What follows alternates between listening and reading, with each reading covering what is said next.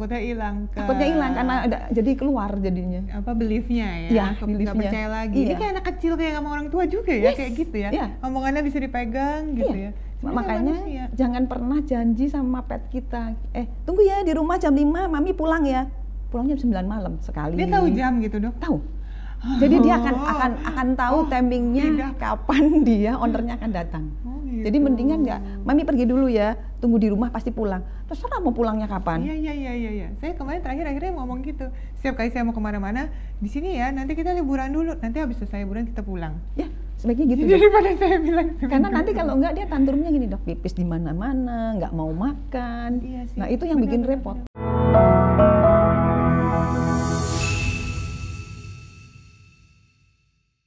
Hai lovely people semuanya.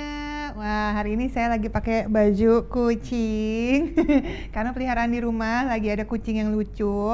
Nah, buat lovely people semua lagi punya peliharaan kesayangan nggak nih di rumah? Anabul gitu mungkin. Nah, gimana sih caranya kita nih sebagai owner pengen tahu nggak sih perasaan atau apa sih yang dipikirin sama hewan kesayangan kita? Kan kadang-kadang kita penasaran ya, pengen tahu, pengen memahami keinginan mereka, tapi kan kita nggak bisa ngobrol sama peliharaannya ya, sama petsnya. Tapi ada loh cara komunikasi yang benar dengan hewan. Makanya hari ini saya undang Dr. Angie bareng-bareng di sini. Hai dok. Halo. Ini Dr. Angie ini seorang dokter umum ya dok ya. Tapi bisa ngobrol atau berkomunikasi sama animal. Jadi istilahnya animal communicator specialist. Bener ya dok ya? Wih, itu gimana sih? Emang apa sih animal communicator specialist? Ini mungkin masih banyak yang asing nih ya lovely people di rumah. Sebenarnya animal communicator itu komunikasi nonverbal kepada hewan peliharaan. Kita itu tugasnya adalah menjadi penjembatani. Komunikasi antara owner dengan hewannya. Kadang owner pinginnya kamu tidur di sana, tapi hewannya kan nggak mau, pipis di situ, tapi hewannya nggak mau. Nah itu yang kita nanti akan kompromis dengan hewannya. Oh ownernya maunya gini, kamu maunya gini, nanti dikasihlah solusi yang pas buat owner dengan hewannya. Ini beneran bisa ngobrolnya gimana dok? Kalau kita ngobrol kan pakai mulut gini ya. Kalau ini apa? Hati ke hati? Ya intinya sebenarnya dari hati ke hati.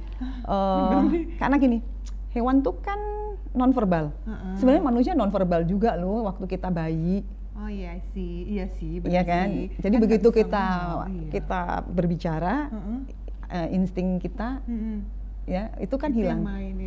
Jadi yang main adalah suara. Nah kalau kangen hewan kita masuk ke dalam pikiran mereka dok. Mungkin kalau orang-orang yang terkenal lah, mungkin orang ngertinya adalah dengan telepati sebenarnya. Oh istilahnya telepati. Ya jadi kita masuk ke pikiran mereka.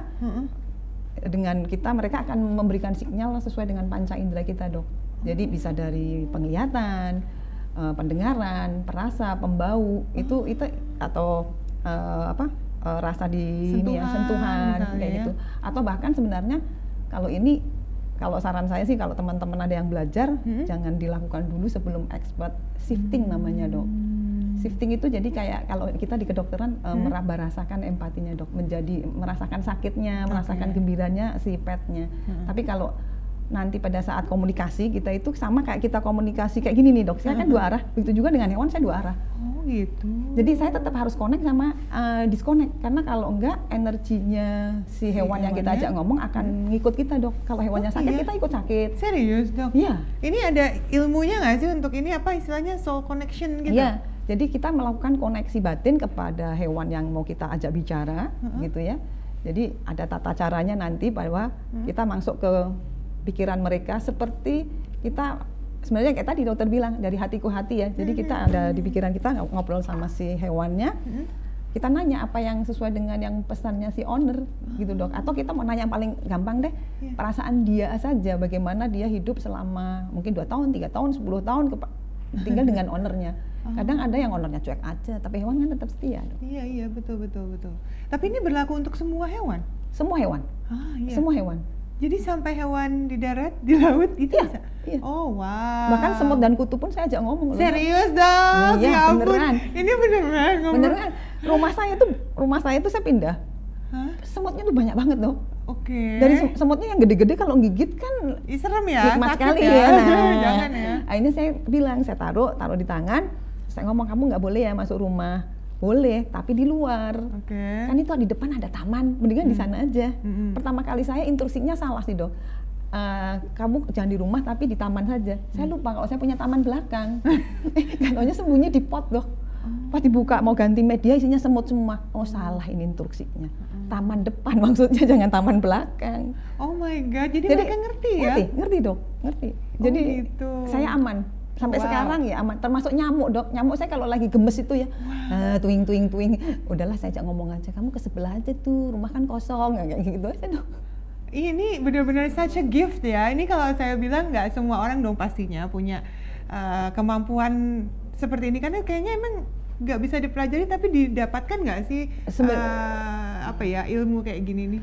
Sebenarnya semua orang bisa sih dok. Intinya semua orang bisa mampunya. Bisa. Saya masih speechless gitu nih. Semua orang tuh sebenarnya bisa. Hanya saja buat bagi teman-teman yang belajar mungkin sudah punya bakat atau gifted itu akan lebih cepat. I see. Oh gitu loh. Tapi intinya walaupun gifted atau itu kalau tidak dilatih juga akan tidak bisa mengorek si hewannya untuk cerita. Karena hewan juga sama kayak kita dok. Ada yang introvert sama ekstrovert juga. Kalau lagi nggak mau cerita malah cerita tetangganya, anjing depannya atau orang-orang di depannya, karena saya pernah dapat itu dok. Jadi yang diceritain kok bertolak belakang, terus akhirnya ownernya penasaran. Pas dia lihat, oh yang diceritain si ini dok, yang di depannya. Nah baru season keduanya, baru dia bisa cerita dirinya sendiri. Jadi butuh PDKT istilahnya. Ya, betul. Hewan perlu PDKT dong. Makin deket, makin bagus bondingnya, buka. makin terbuka. Tapi saya kenal istilah animal communicator waktu kucing saya sempat hilang. Waktu itu kan rame tuh kan di Instagram. Coba kontak cat communicator gitu. Terus di situ saya belajar, komunikasi sama kucing. Maksudnya gimana? Nah, akhirnya cari tahu segala macam. Ternyata memang ada orang-orang yang punya ilmu ini. Dan Anggi ini sudah melakukan metodenya untuk berkomunikasi dengan hewan selama ini. Apa ceritanya yang paling menarik sejauh ini? Sejauh saya yang paling menarik itu ada satu, banyak sih nggak satu ya, tapi ada satu kucing yang dia itu sedikit bipolar dok. Jadi anteng, manis, dilus, nggak apa-apa tiba-tiba terus kan steril, ada lukanya, itu nggak sembuh dok. Pokoknya bener-bener tantrum. Akhirnya ownernya nanya, dok gimana? Dia pingin pulang aja. Tapi lukanya masih kebuka, nggak apa-apa pulang. 1 jam balik lagi ke klinik, nanti saya perjanjian sama dia. Nanya dong, coba tanya vetnya dulu, boleh nyembuhin lukanya berapa lama? 3 minggu. Hah, kelamaan 3 minggu. Kan maksudnya ya bukan saya mau melangkahin dokter hewan ya dok ya. Maksudnya kalau kita manusia kan cobalah seminggu atau 2 minggu. Akhirnya diambil tengah-tengah dok, 14 hari, 2 minggu. Saya lupa namanya. Pokoknya kamu di sana nanti dirawat 2 minggu ya, 14 hari, hari ke-15 kamu pulang. Oke. Believe or not. Diinfus tenang, makan sendiri, dipegang apa wol nggak tantrum. Benar, begitu hari ke-14-nya dia datang. Besok saya boleh pulang kan? Iya, besok pulang. Langsung WA ownernya, jangan lupa besok sudah hari ke-15 loh. Nanti kalau dia tantrum jangan salahin saya loh. Iya. Takutnya hilang karena jadi keluar jadinya. Belief-nya ya? Nggak percaya lagi. Ini kayak anak kecil kayak sama orang tua juga ya, kayak gitu ya. Omongannya bisa dipegang gitu ya. Makanya jangan pernah janji sama pet kita, tunggu ya di rumah jam 5, mami pulang ya. Pulangnya jam 9 malam sekali. Dia tahu jam gitu dok? Tahu. Jadi dia akan tahu timingnya kapan dia ownernya akan datang. Gitu. Jadi mendingan mami pergi dulu ya, tunggu di rumah pasti pulang. Terserah mau pulangnya kapan. Iya. Saya kemarin akhirnya ngomong gitu. Setiap kali saya mau kemana-mana, di sini ya, nanti kita liburan dulu. Nanti habis selesai liburan kita pulang. Ya, sebaiknya gitu. Daripada saya bilang. Karena nanti kalau enggak dia tantrumnya gini dok, pipis di mana-mana, nggak mau makan. Iya sih. Nah itu yang bikin repot. Bener. Ternyata setelah dikorek ada kekecewaan ke ownernya, atau memang dia lagi nyerap penyakitnya ownernya juga bisa dok. Maksudnya gimana dok? Nyerap penyakit owner? Si ownernya lagi sakit nih, misalnya sakit kepala, nanti si petnya bisa ambil dok. Jadi yang healing itu malah petnya. Nanti dia yang sakit? Yes, makanya ke dokter hewan nggak ketemu sakitnya, kan ada tuh yang disuruh diperiksa, ada begitu ditanya, iya karena dia lagi healing ownernya. Nah baru saya nanti kasih tahu nggak boleh kayak gitu, caranya rilisnya begini. Hewan kan punya keterbatasan dok, beda dengan kita manusia ya. Jadi harus diajarin. Oh kasihan juga ya. Ini by the way si kucing aku di rumah namanya Ketek dok. Cat attack maksudnya. Tapi anak-anak kan suka iseng ya, jadi dipanggilnya Ketek. Nah, dia ini sekarang lagi nggak mau makan. Katanya lagi pilih-pilih makan, picky. Terus aku baru inget ketika dokter ngomong kayak gini, di rumah itu ada anggota keluarga kita yang emang lagi nggak enak Nggak enak badannya. Nggak enak badannya, lagi nggak sehat gitu. Jangan-jangan itu lagi ya. Bisa. Wow. Tapi memang katanya kan kalau pelihara kucing, anjing gitu katanya memang bawa energi positif ya? Ya, betul dong. Mau hewan apapun nih, ya usahain kan kalau yang umum kan mungkin anjing, kucing, rabbit, burung ya. Tapi yang bisa dielus kan sebenarnya kebanyakan kan yang 3 terakhir yang saya sebutkan. Emang burung bisa juga sih, teman saya masalahnya burungnya tuh banyak suka ditempel-tempel. Gitu nggak semua burung kayaknya, takut nggak kabur. Iya, harus tutup pintu semua. Tutup pintu. Tutup pintu semua. Itu bisa dong. Dengan kita memelihara hewan itu membuat kita itu menjadi lebih happy dok. Lebih enjoy. Jadi lupa. Kita sampai rumah, misalnya kita pergi lagi banyak pikiran, kayak saya nih contohnya saya aja deh. Saya itu kan waktu dulu di tempat saya bekerja itu banyak sekali kecelakaan gitu ya dok. Jadi kan stres sendiri gitu ya. Sampai rumah, tapi begitu ada hewan peliharaan itu hilang semua dok. Oh, di rumah ya di rumah. Jadi saya rilis dok. Jadi pas sampai kantor ya saya udah bisa rilis lagi. Oh harusnya begini nih, tak kerjaannya yang harus saya kerjain tuh begini nih. Jadi dia bisa merilis kita sendiri sih dok. Tapi kalau menangkal aura-aura negatif gitu bener nggak? Yes, bisa. Oh iya. Tapi tidak semua. Tidak semua hewan. Maksudnya gini, saya punya 10 anjing sama 6 ekor kucing. Tidak semuanya. Ramai rumahnya dong Rang. Oh ya, saya rumah hewan bukan rumah manusia. Karena yang tinggal lebih banyak ya peliharaan. Di atas kucing, di bawah anjing dok saya. Oh gitu. Nah itu ada dok.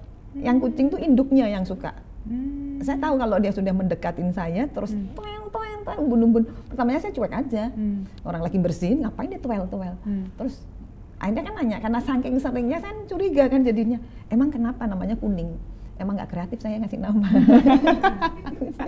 Pasti warnanya kuning. Iya emang. Oren.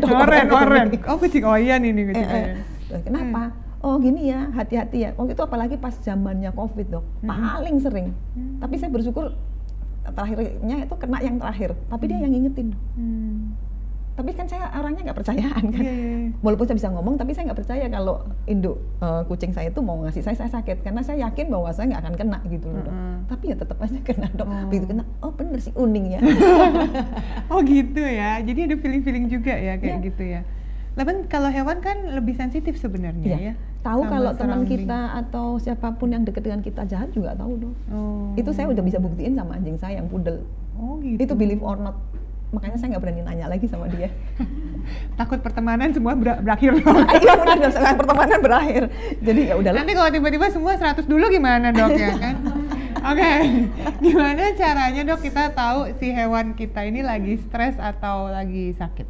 Gejalanya. Sebenarnya hewan tuh tidak akan pernah menunjukkan stresnya atau sakitnya kepada owner.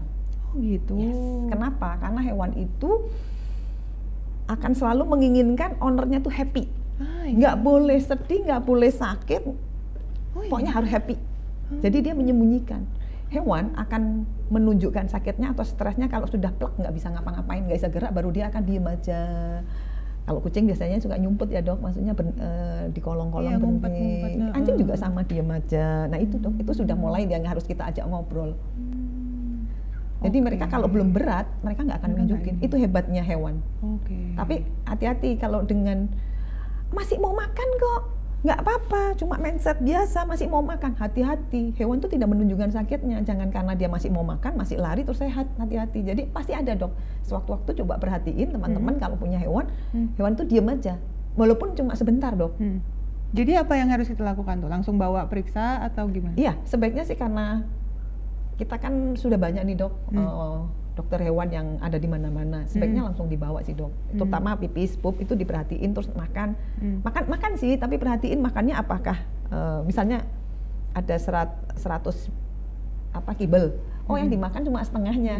Berarti dia ada something pasti dok. Kalau setiap harinya kayak gitu terus, sebaiknya dilihat, konsul ke ya. dokter hewan. I see. Tapi kalau misalnya kita sebagai owner itu dok, kan pengennya selalu deket sama dia. Caranya kita tahu kita nih udah membangun chemistry yang benar atau enggak tuh gimana? Bisa konsultasi ke animal communicator pastinya ya kan? Iya bisa dok, bisa kok. Nanti dia akan cerita, si hewannya itu akan menunjukkan sih dok. Ini kalau ngomong bukan animal communicator atau komunikasi nonverbal ya dok, kita ngomong soal behavior dulu. Behavior kan ilmu yang berbeda sebenarnya. Itu ada orang expertnya, tapi saya bukan di situ. Tapi kalau saya sebagai parent, saya tahu kalau misalnya anjing saya itu suka diem, ngolong. Karena ada satu anjing saya kalau sakit apapun cuma diem. Ada yang satu lagi duduk di sofa, gini, Mi, aku mau ke dokter hewan mau periksa darah. Hah, salah denger kali ya aku ya. Tapi itu believe or not terjadi dok. Anjing saya yang namanya Sunshine, itu begitu saya bawa ke dokter, believe or not, WBC-nya 25.000 dok, HB-nya 8, trombositnya cuma 81. Ya ampun. Tapi dia dengan kemandirian dia ya? Tapi kan saya orang nggak sakit ngapain, kan buang duit ya, maaf ya. Karena ke dokter hewan kan mahal sekali. Iya, ternyata bener dok sakit. Tes darah beneran sakit. Jadi ada yang nunjukin gagahnya, ada yang diem manis, atau jilat-jilat. Kalau kucing kan ini lebih pingin mepet-mepet. Nah itu dok harus itu sebenarnya bonding sama kita. Nah kalau dia sakit, tinggal bener sakit karena sakitnya dia, atau dia lagi nyerap energi negatif kita nih dok. Nah nanti dilus aja dong, dilus. Harus disayang-sayang ya, berarti mereka ya. Butuh sentuhan dong. Butuh sentuhan, karena caranya mereka berkomunikasi dengan itu ya, salah satu yang paling penting ya. Kalau tidur sama kita boleh nggak sih diajak satu ranjang gitu? Nggak sih, kucing, si ketek ini kan suka tidur sama anakku yang pertama tuh. Nggak apa-apa sih dok, kalau saya sih sah-sah aja ya, karena saya juga tidur sama sama hewan saya. Jadi mereka kadang kalau sudah naik bed, saya bingung, saya mau tidur di mana ya? Ini semua udah di posisinya udah masing-masing. Tapi ada tapinya. Tetap aja kita kan dari kesehatan ya dok. Walaupun bukan dokter hewan, tapi alangkah baiknya hewan itu kalau misalnya mau tidur sama kita harus sering dibersihin dong. Habis pipis, pup itu mesti dibersihin. Paunya kita bersihin. Apalagi kalau dia sering diajak keluar itu lebih ekstra sebenarnya. Pasti. Terus sering disisir karena bulu bisa kemana-mana kan dok. Iya betul. Mau kucing mau anjing tuh alangkah baiknya mulai disisir. Sekarang kan sudah ada tuh yang blower sambil nyisir tuh. Iya. Terus udah gitu bisa kesedot kan bulunya. Nah itu lebih praktis kita dok. Kalau dulu kan nggak gini, masukin kantong plastik. Aduh dulu repot memang. Terus sekarang juga cara bersihinnya juga kalau di rumah tuh pakai yang sarung tangan itu. Jadi gampang. Udah ada sabunnya, langsung kering gitu kan. Jadi itu sebenarnya aman kecuali bagi yang alergi ya dok. Oh iya. Ya betul pastinya. Jadi pastiin dulu konsul, cuma yang penting jaga kebersihan. Betul.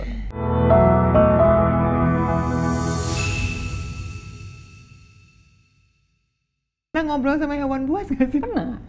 Apa misalnya waktu itu? Saya tuh kebetulan ada pasien meliharanya buaya. Aduh. Itu sebenarnya gimana tuh? Sebenarnya kalau saya bebas-bebas aja sih mau melihara hewan buas atau tidak buas, tetapi terutama yang buas harusnya sebaiknya harus ada legalnya. Jangan apalagi hewannya dilindungin sama negara. Jadi kalau surat-suratnya sudah resmi ya silahkan, tetapi ada tapinya nih, pesan-pesan buat teman-teman yang punya peliharaan hewan buas harus punya proper dengan kandang dan tempatnya.